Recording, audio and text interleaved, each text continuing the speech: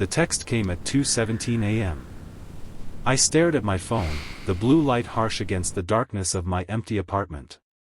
3 simple words from Eliza, "Are you okay?" 3 words that should have been easy to answer. But as I sat there, thumb hovering over the keyboard, I realized I'd been lying to her, to everyone, for months. What happened next changed everything between us. If you've ever hidden your true feelings from someone you love, this story might hit close to home. Like and subscribe if you've ever had to make the choice between comfortable lies and painful truths. I met Eliza during my second year of college. We were both taking Professor Harmon's literature class, and she sat 2 rows ahead of me.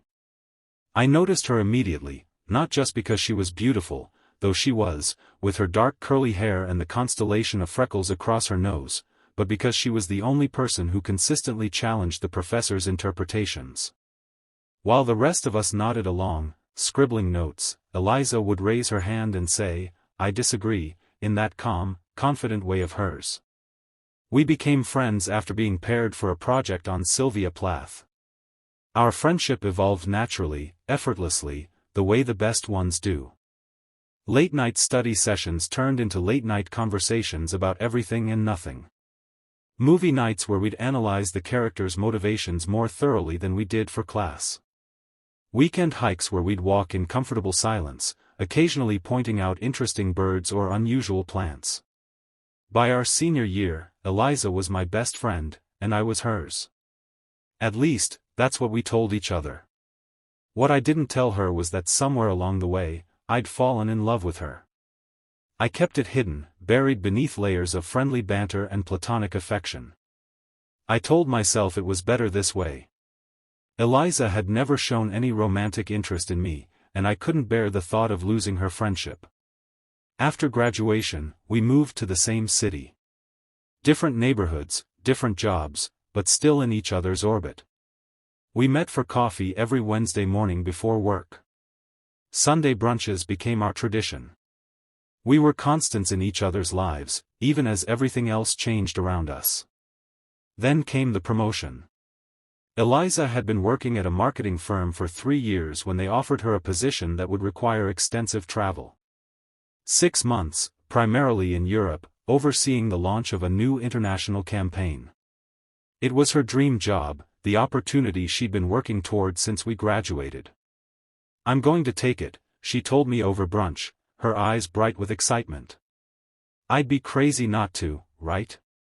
"Absolutely," I agreed, forcing enthusiasm into my voice. "This is exactly what you've wanted." She reached across the table and squeezed my hand. "I'm going to miss our brunches. We'll video chat," I promised. "It'll be like you never left." But it wasn't the same. The time difference made scheduling difficult. Her days were packed with meetings and presentations. My life continued its predictable rhythm, but it felt hollow without her in it. I threw myself into work, staying late at the office, taking on extra projects. Anything to fill the void her absence had created. 3 months into her trip, things started to unravel for me. It began with insomnia. Night after night, I'd lie awake, staring at the ceiling, my mind racing with thoughts I couldn't quiet. The exhaustion bled into my days. I started making mistakes at work. Small ones at first, then bigger ones that couldn't be easily fixed. My boss called me into his office after I missed a crucial deadline. "Is everything okay?" he asked, concern evident in his voice. "This isn't like you." "I'm fine," I lied. "Just a little tired." "It won't happen again." But it did happen again. And again. The insomnia worsened. I stopped going to the gym. Stopped seeing friends. My apartment became a reflection of my mental state, dishes piled in the sink, laundry overflowing from the hamper, takeout containers stacked on the coffee table. During our video calls, I made sure to clean up the visible areas of my apartment. I applied concealer to the dark circles under my eyes. I smiled and told Eliza about fictional weekend plans with friends. I asked about her work, her travels, the people she was meeting. I kept the focus on her, deflecting any questions about my own life with vague, positive responses. "Everything's great here," became my mantra. Nothing new to report. I don't know if she believed me. If she noticed the way my smile didn't quite reach my eyes, or how I changed the subject whenever she asked about my job. If she did, she didn't press the issue. Maybe she was too caught up in her own exciting new world to notice the cracks in mine. Or maybe she was just respecting the boundaries I'd established. The text came after we'd missed 2 scheduled video calls in a row. I'd made excuses, working late, plans with a friend, when in reality, I couldn't bear to put on the mask anymore. I was sitting on my couch at 2 a.m., surrounded by the evidence of my unraveling life, when my phone lit up with her message. "Are you okay?" 3 simple words. But they broke something open inside me. I stared at those words for a long time, tears blurring my vision. In that moment, I made a decision. No more lies. No more pretending. Whatever happened next, Eliza deserved the truth. And maybe I deserved to tell it. My fingers trembled as I typed my response, "No. I'm not okay. I haven't been okay for a long time. I miss you. Not just as a friend. I'm in love with you, Eliza. I have been for years. And I don't know how to be okay without you here." I hit send before I could change my mind. Then I turned off my phone, set it face down on the coffee table, and cried until I had no tears left. When I woke the next morning, sunlight streaming through windows I'd forgotten to close, my first thought was of the text. Panic seized me as the reality of what I'd done crashed over me. I'd ruined everything. Our friendship, the one constant in my life, was over because I couldn't keep my feelings to myself. With a sense of dread, I reached for my phone. There were multiple missed calls from Eliza, and several text messages. "Call me as soon as you get this. Please, I need to talk to you. Are you there? Please answer." The last message had come just 30 minutes ago. "I'm coming home. My flight lands at 9 p.m. tomorrow. Please meet me at the airport." She was cutting her trip short. Because of me. Because of my selfish confession. Guilt and shame washed over me in waves.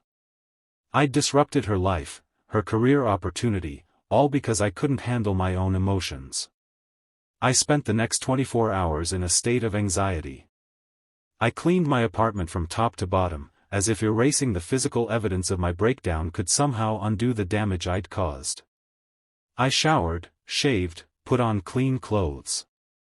I rehearsed apologies in my head, trying to find the words that could salvage our friendship.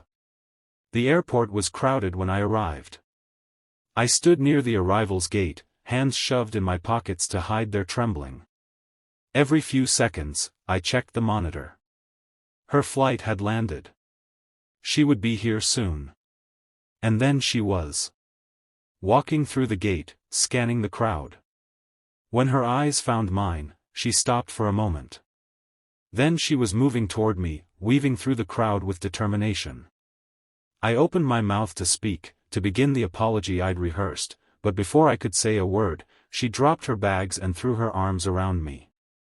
The force of her embrace nearly knocked me off balance. "You idiot," she whispered against my neck. "Why didn't you tell me sooner?" I pulled back slightly, confusion replacing anxiety. "What?" Eliza's eyes were bright with unshed tears. "I've been waiting for you to say something for years. I thought you only saw me as a friend." "You knew?" I asked, disbelief coloring my voice. She shook her head. "I hoped. But I was never sure enough to risk our friendship by saying something first." A small, sad smile curved her lips. "And then when I got this opportunity, I thought maybe some distance would help me get over these feelings. That maybe if I was away long enough, I could come back and just be your friend without wanting more." "And did it work?"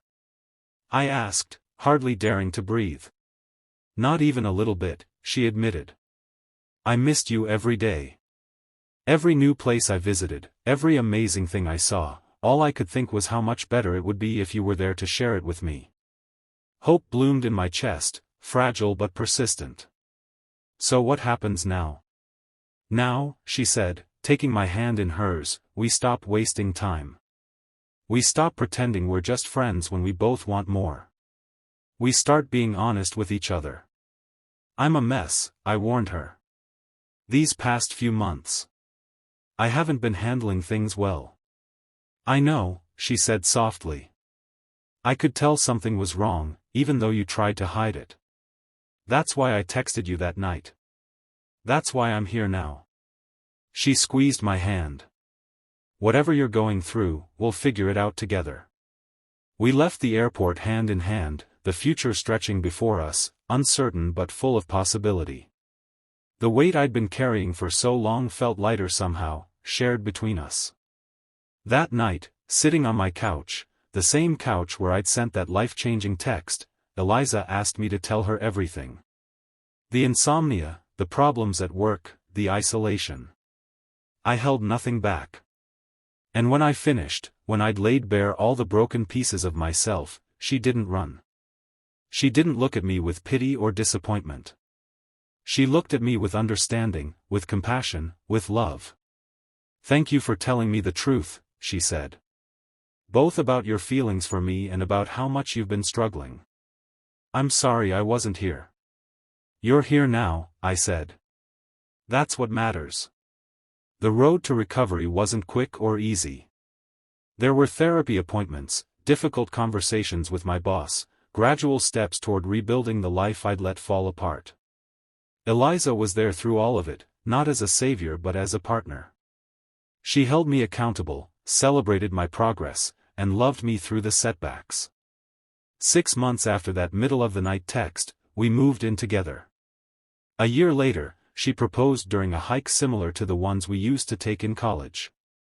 2 years after that, we were married in a small ceremony surrounded by friends and family. Life isn't perfect. We argue sometimes. We both have bad days. But we face them together, with honesty and love. No more masks, no more pretending.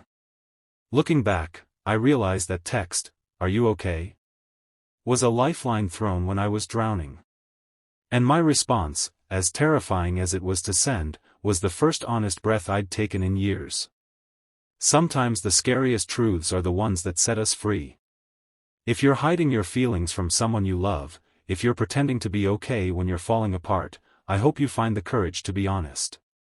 It might not work out the way mine did. The person you love might not love you back in the same way. But living authentically, being true to yourself and those you care about, is worth the risk. Because sometimes, the answer they don't expect is exactly the one they've been waiting to hear.